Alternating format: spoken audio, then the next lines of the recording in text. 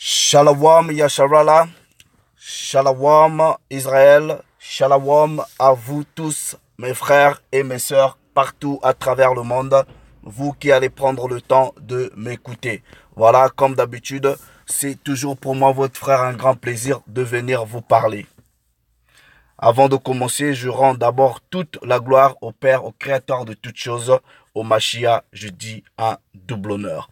Je salue ici particulièrement mes frères à travers le monde qui aiment cette parole et qui l'enseignent sans fraude, en toute sincérité. Vous avez mes shalom.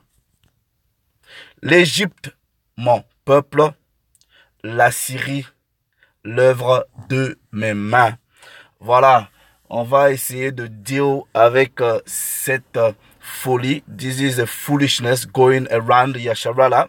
Vous voyez, ce que vous devrez comprendre, les frères et sœurs, the Most High and dealing with the nations. Le Créateur, le Très-Haut, ne deal pas avec les nations et ne va jamais dealer avec les nations. À chaque fois, il a utilisé les nations, il les a utilisés for a purpose, pour une raison. Alright? Maintenant, nous allons aller dans les Écritures. Let's just go down to business. On va lire les Écritures et vous allez comprendre précepte upon précepte, ok? Précepte sur précepte, alright? Un peu ici, un peu là. Que Ésaïe chapitre 19, verset 25, plusieurs personnes ont lu ce passage.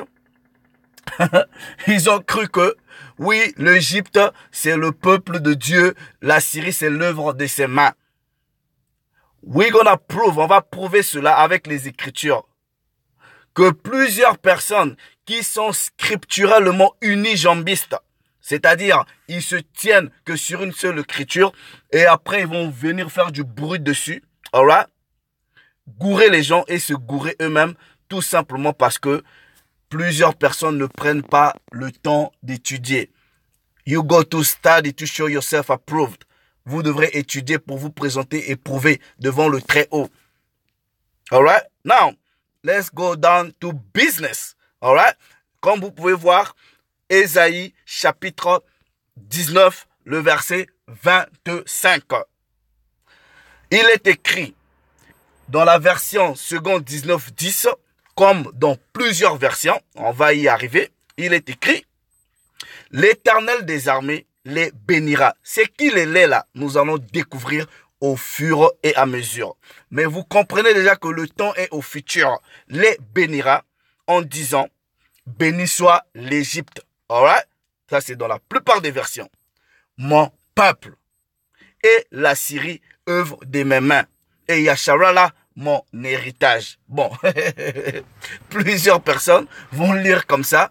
Voilà, ils vont se gourer et ils vont jamais prendre le temps d'étudier, de rentrer dans les mystères, ok, de décortiquer les mots tels que c'est écrit là.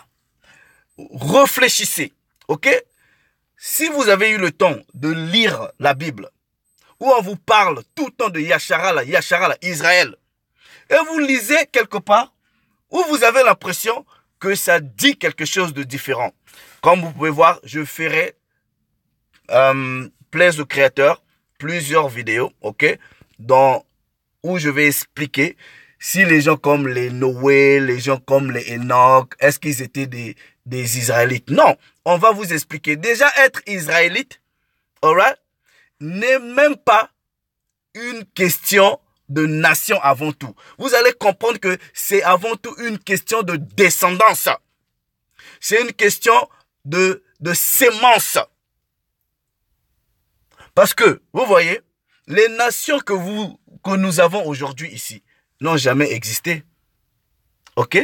Mais vous avez une descendance. Donc on va expliquer, on va essayer de façon chronologique et touchant les trois dimensions de la réalité, vous expliquer, alright, c'est quoi d'abord Israël. Mais on n'est pas là. Ici, on va se concentrer sur Ésaïe chapitre 19, verset 25. Comme je disais, tout le long de la Bible, Dieu dit son peuple c'est Israël. Mais vous lisez quelque part vous avez l'impression qu'on vous dit quelque chose de différent. Mais si vous êtes un peu intelligent, ou pas intelligent, mais un peu curieux, vous devrez maintenant chercher à savoir, mais pourquoi ici on parle de l'Égypte comme étant le peuple de Dieu? Alright? Maintenant, nous allons aller précepte sur précepte. Nous remontons tout au début. Nous allons lire le premier et le deuxième verset. Il est écrit, oracle sur Misraïm ou oracle sur l'Égypte. Voici l'Éternel, ok, est monté sur une nuée rapide. Version seconde 19:10. Il vient en Égypte et les idoles de l'Égypte tremblent. Quand je ferai la suite plaise à Dieu, je vais vous expliquer que ici, là, vous allez comprendre qu'il va s'agir des idoles, des histoires d'autels. Et c'est quoi ces autels-là? Qu'est-ce que ça va représenter? Plaise à Dieu, on fera la suite, ok? Mais ici, je vais me focaliser sur le verset 25, alright? On vous dit, verset maintenant, et les idoles de l'Égypte tremblent devant lui, et le cœur des Égyptiens tombe en défaillance, right? Maintenant, verset 2, il est écrit, j'armerai l'Égyptien contre l'Égyptien. Il y a deux types d'Égyptiens ici. Vous allez comprendre ça. Je vais armer ou j'armerai l'Égyptien contre l'Égyptien et l'on se battra contre son frère. Ami contre ami, ville contre ville, royaume contre royaume. Point, je m'arrête là. Alright?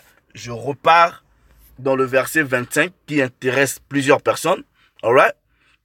Il est écrit, l'Éternel des armées les bénira en disant, béni soit l'Égypte, mon peuple, et la Syrie, œuvre de mes mains. Maintenant, avant qu'on arrive à la Syrie, à l'Égypte étant peuple de Dieu, soi-disant, selon ces versions, ok, dans le passé, je vous avais dit, il est très important que vous maîtrisez les manuscrits, que vous maîtrisez les codex. Vous voyez, tout le monde peut venir utiliser différentes versions, différentes traductions. Utiliser les versions et les traductions ne veut pas dire forcément que vous maîtrisez les manuscrits, vous maîtrisez les codex. Et il est aussi important, frères et sœurs, pour votre propre étude, pour votre propre édification, de faire un effort important sur les langues. Now, on va prouver. Si l'Égypte est le peuple de Dieu, ok, nous allons prendre un autre précepte. Nous allons tout simplement dans Exode, ok, Exode chapitre 5. Alright, Exode chapitre 5. Le verset 1, il est écrit, Moïse et Aaron se rendirent ensuite auprès de Pharaon et lui dirent, ainsi parle l'Éternel, le Dieu de Yasharala. Laisse aller qui? Mon peuple. Oh, mais Pharaon, il est égyptien. Si l'Égypte était le peuple de Dieu, pourquoi alors on lui dit de laisser partir, ok, le peuple encore? Pourquoi on lui dit ça? Vous allez comprendre, ok, qu'il y a une différence, alright, entre Yasharala, c'est-à-dire entre Égypte et Israël, ok? Et la parole va vous le prouver. Nous allons dans le même livre d'Exode au chapitre 11. Nous prenons le verset 7. Il est écrit, mais parmi tous les enfants d'Israël, depuis les hommes jusqu'aux animaux, pas même un chien ne remuera sa langue, afin que vous sachiez quelle différence l'Éternel fait entre Misraïm, c'est-à-dire entre l'Égypte et Israël. C'est pas pareil. Oui, c'est peut-être tous des Noirs, mais c'est deux peuples différents. Ok? Non. Vous allez même comprendre que quand vous lisez les Écritures, ok, la notion même des nations est arrivée plus tard. J'expliquerai, sera plaise à Dieu dans la deuxième partie. Alright? Maintenant, regardez très bien. La parole vous dit, vous saurez que le Père fait une différence entre l'Égyptien et l'Israélite. Il y a une différence. Ok? Maintenant, nous repartons dans Ésaïe chapitre 19. Ok? Maintenant, nous allons prendre à partir maintenant du verset 22. Regardez bien les frères, faites très attention parce que là, ça devient sérieux. Il est écrit, « Ainsi, l'Éternel frappera les Égyptiens, il les frappera, puis les guérira. Ils se convertiront à l'Éternel, qui les exaucera et les guérira. » Les gens vont voir comme ça, Égyptiens, ils pensent que c'est des Égyptiens. Voilà, comme dans le sens propre du terme, mais on va décortiquer cela. Regardez maintenant le verset, ok, 23.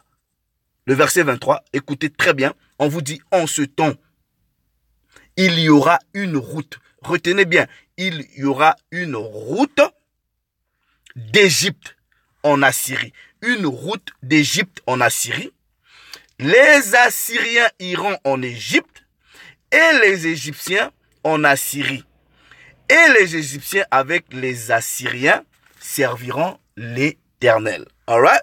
Bon, maintenant, on va vous prouver qui sont les Assyriens ici, qui sont les Égyptiens ici, pourquoi ces Égyptiens-là sont dits être le peuple de Dieu, selon les traductions populaires, et pourquoi les Assyriens sont dits être les œuvres de sa main.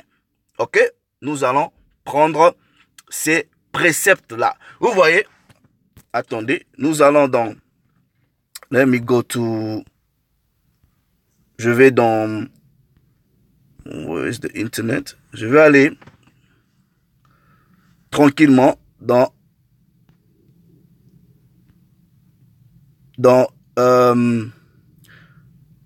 Bon, je vais dans Deutéronome. Avant d'abord que j'aille dans Deutéronome, je vais dans Amos. Regardez ceci. Ok, Amos chapitre 3. On va lire le verset 2. Voilà, attendez. Regardez ceci. Alright? Comment le Père parle de Yashara là. Ok? Il est écrit, version de la liturgie, je vous ai distingué vous seul. Mais dans d'autres versions, par exemple la Bible de peuple, il est écrit, je n'ai connu que vous, en parlant d'Israël, parmi toutes les familles de la terre. Maintenant, quand la parole dit que le Père n'a connu que Yashara là, parmi toutes les nations de la terre, est-ce que ça veut dire que il n'a pas connu d'autres nations? Non. Non. C'est pas ça. Ok? Maintenant, regardez ceci. Regardez. On repart dans Ésaïe. Pardon. Je suis en train d'utiliser des applications. Ok? Dans le verset 23, on vous dit, il y aura une route. Ok? Maintenant, nous allons prendre quelques chapitres avant pour comprendre cette prophétie-là. On va au chapitre 11. Alright? Ésaïe chapitre 11. Nous lisons à partir du verset 11. Ésaïe chapitre 11 à partir du verset 11. Écoutez bien les frères. Il est écrit. Dans ce même temps, le Seigneur étendra, c'est dans le futur, une seconde fois sa main pour racheter, ok, pour racheter le reste, écoutez bien les frères, le reste de son peuple. Et le reste de son peuple là se trouve où? Dispersé en Assyrie et en Égypte, à Patros et en Éthiopie, à Elam, à Shinéar et à Hamath et dans les îles. Je prends maintenant le verset à partir du verset 16, ok, Ésaïe chapitre 11, verset 16, on vous dit, et il y aura une route, pour qui? Pour son peuple qui sera échappé de la Syrie, comme il y en a eu une pour Israël le jour où il sortit d'Égypte. Precept upon precept. Ok? There a little, here a little. Now, let's go down to business. Ok? Vous voyez, il faut avoir la maîtrise des manuscrits. Ok? On vous dit il y a un reste du peuple de Yashara là, qui se retrouve où? En Égypte et en Assyrie. Ok? Maintenant, comme je vous avais dit, il faut bien comprendre même les manuscrits. Ok? Là, je vais faire juste un exercice parce que la plupart des Bibles que vous lisez là, ok, sont traduites par des manuscrits qui sont venus plus tard. Je vais prendre quand même un manuscrit, ok, qui est un peu plus reculé. Vous allez voir comment est-ce que ce verset-là est traduit. Et vous allez comprendre qui sont les Égyptiens que le Père dit, c'est son peuple. Alright? Let's go to internet. Parce que je suis pas dans la maison. Ok? Alright. Let's go to the internet. Attendez. Je vais dans Google, ok? Juste a little exercise. On va aller dans la Septante. 70 en ligne. Hold on. Ouais. Regardez ceci. Bon, on va prendre Ésaïe. On est dans Ésaïe, je clique sur Ésaïe, je prends le chapitre 19. Alright, Ésaïe chapitre 19. Maintenant, on va prendre le verset. C'est une Bible parallèle, hein. Ok, on va prendre le verset 25 comme vous voyez ici. Ok, regardez bien comment c'est écrit. Que le Seigneur des armées a béni, disant, béni soit mon peuple qui est en Égypte et qui est en Assyrie. Et béni soit Israël, mon héritage. Mais qui est le peuple de Dieu qui se retrouve scata, dispersé au travers le monde? C'est Yashara là.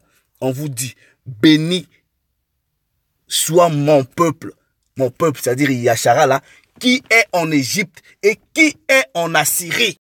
Ce n'est pas béni soit mon peuple l'Égypte, non. Vous utilisez les fausses, bon, je ne veux pas dire fausses, mais en tout cas,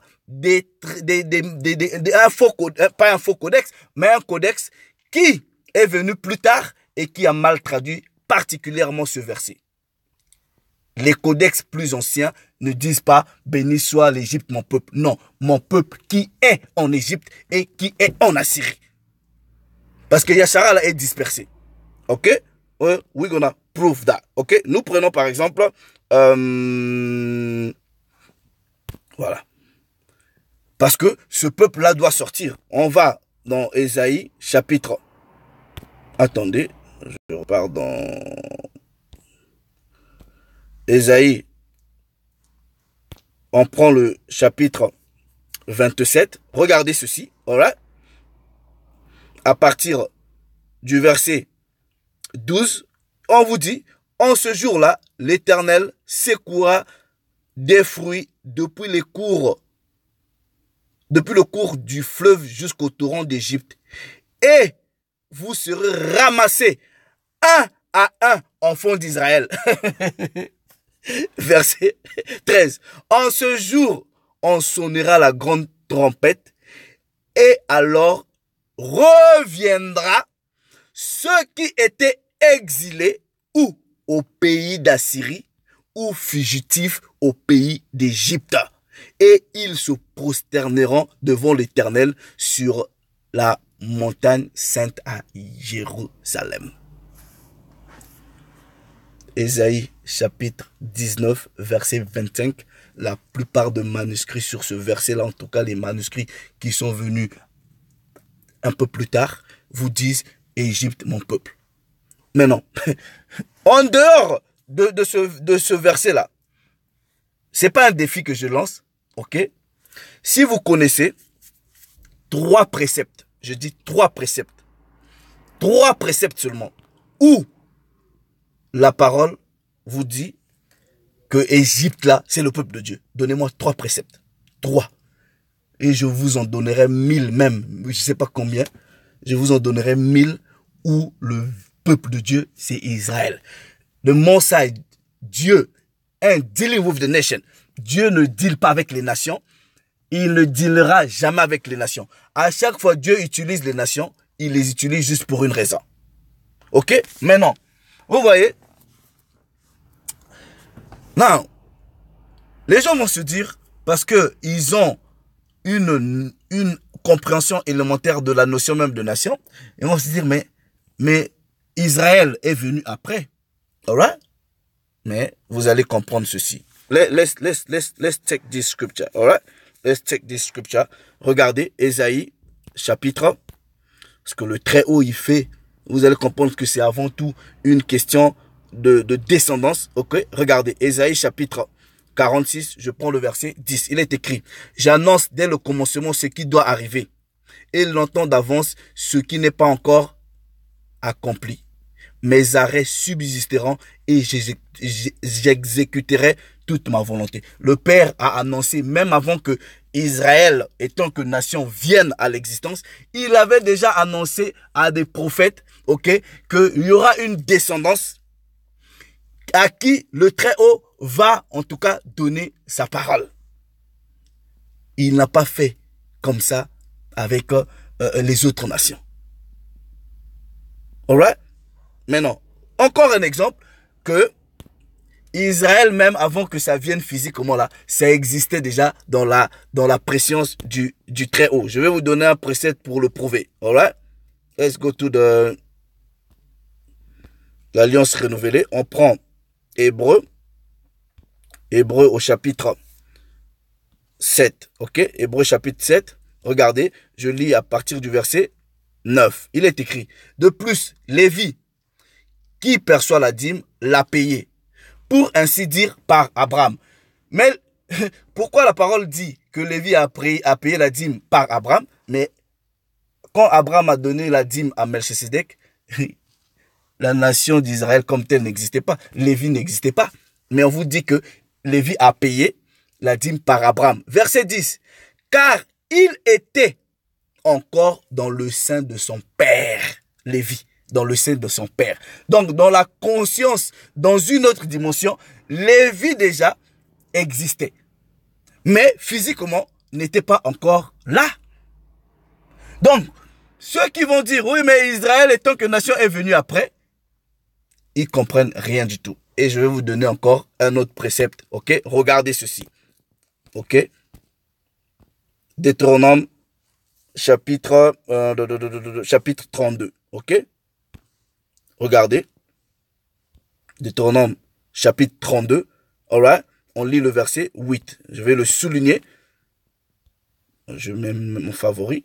Je vais le regarder. On vous dit, mais en rouge. Regardez. Quand le Très-Haut donna un héritage à qui? Aux nations. Quand il sépara les enfants des hommes, dans d'autres versions plus reculées, on dit les enfants d'Adam, ok? Quand il sépara les enfants des hommes, il fixa les limites des peuples d'après le nombre des enfants d'Israël. Mais Israël étant que nation est venu bien après, ok? Mais on vous dit que quand on donnait les héritages aux nations, ces séparations-là ont été faites en fonction des enfants d'Israël.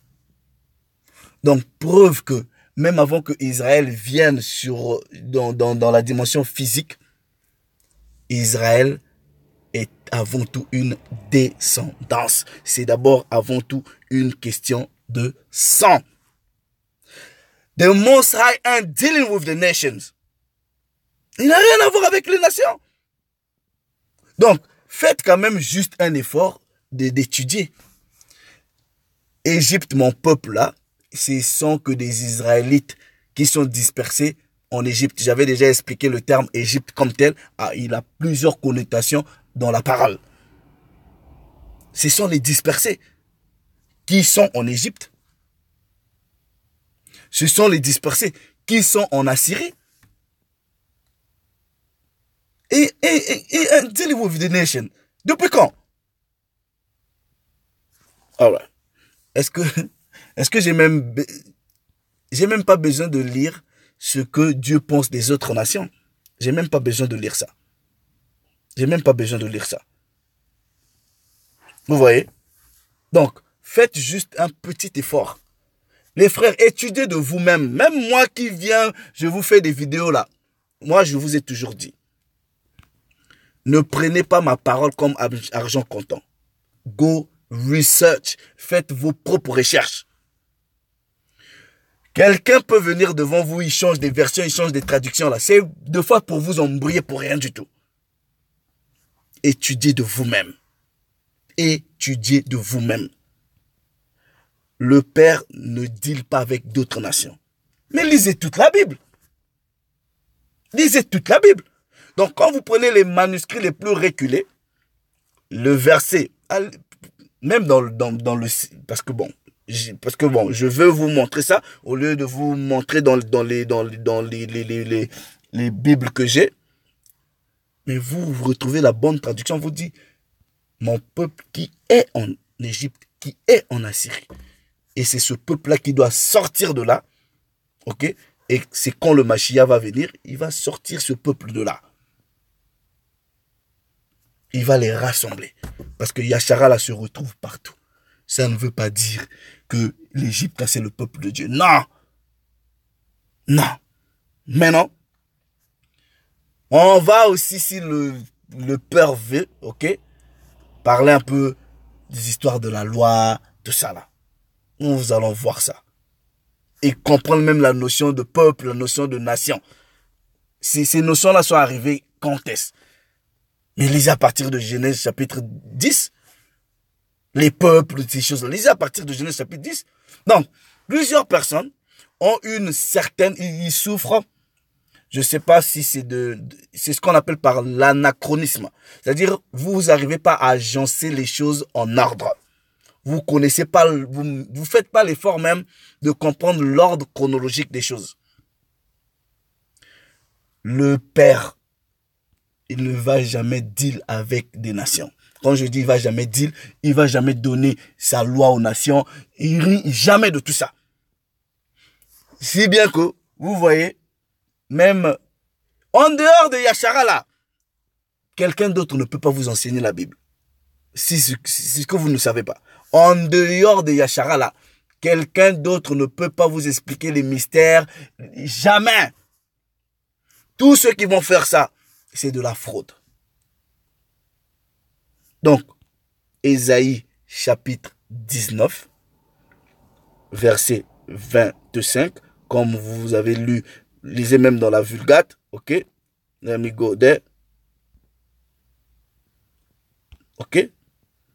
Now, let me go there. On vous dit, j'étais dans Google Chrome. Ok. Voilà, la parole vous dit ici. Regardez bien. Là, à droite, c'est le verset 25. Hein. On vous dit que le Seigneur des armées a béni, disant, béni soit mon peuple qui est en Égypte. Et non, béni soit mon peuple, l'Égypte, comme si l'Égypte devenait le peuple de Dieu. Non, béni soit mon peuple qui est en Égypte et qui est en Assyrie. Le Père vous dit, il fait une différence. Donc voilà, we're gonna deal with this foolishness going around. Ok? Yashara là, Israël c'est le peuple choisi du Père. Et le Père n'a pas donné sa loi, ses préceptes, ses statuts à d'autres peuples. Il n'en a pas donné. Voilà. Maintenant, si d'autres peuples ont leur loi, eux, voilà, qui se démerdent là-bas. Mais en ce qui concerne les Écritures, c'est Yashara là, c'est Israël. Donc, quand le Père dit dans Ésaïe chapitre 19, verset 25, Égypte là, c'est les Égyptiens. En fait c'est les Israélites qui se retrouvent dispersés dans ces nations-là. Et quand ils vont sortir pour aller adorer le Père, ils vont sortir de ces nations-là. Voilà. Ta parole est simple. Maintenant, il y a toujours des gens qui vont vouloir ou quoi que ce soit. Maintenant, ici, si vous avez 2 préceptes, non 3, qui prouvent que l'Égypte est le peuple de Dieu, donnez-moi 3 préceptes. donnez 3 préceptes qui prouvent que la Syrie là est aussi, soi-disant, peuple de Dieu ou l'œuvre de ses mains. Donnez-moi 3 préceptes. Je reviendrai pour vous donner une douzaine, ok? Que Yachara là, non seulement est le peuple du Père, les versets sont là à foison, que c'est aussi l'œuvre de ses mains. Voilà, la parole est simple. Ok? Quand vous lisez des versets, faites un peu ce minimum d'effort là, de rechercher, de rechercher, de rechercher. Le Père ne change pas. Et il n'a jamais rejeté son peuple pour choisir un autre. Non. Alright? Donc, j'espère que la parole a été simple. Ok? J'ai pas voulu aller trop long, mais je reviendrai, plaise au Père, pour parler même d'une certaine chronologie. Est-ce que Israël, là, c'est parti d'où? Parce que quand vous lisez les Noël, tous les autres patriarches, là, est-ce que la notion même d'Israël existait à cette époque? Non. Mais vous devrez comprendre que Israël, là, voilà, ce n'est pas une question de nation de façon physique, ok? Mais Israël, c'est un peuple, c'est des gens, c'est une descendance. Vous comprenez? Voilà, comme vous avez lu dans Hébreu, on vous dit, Lévi avait payé la dîme, mais il était encore dans le sein d'Abraham, pas encore né. Est-ce que vous comprenez? Donc voilà. Donc, ça ne veut pas dire que parce que la nation Israël n'était pas encore formée, que Dieu n'utilisait pas les gens de cette descendance-là. Non. Mais Ésaïe chapitre 19, verset 25, c'est « Béni soit mon peuple qui est en Égypte, qui est en Assyrie. Et non, béni soit l'Égypte, mon peuple. » Vous vous êtes gouré parce que vous n'avez pas fait beaucoup d'efforts d'étudier, ok? Vous vous êtes gouré par des codex qui sont venus un peu plus tard, qui n'ont pas fait attention dans la traduction de ce verset-là. Le Très-Haut s'est encore glorifié. Shalom les frères.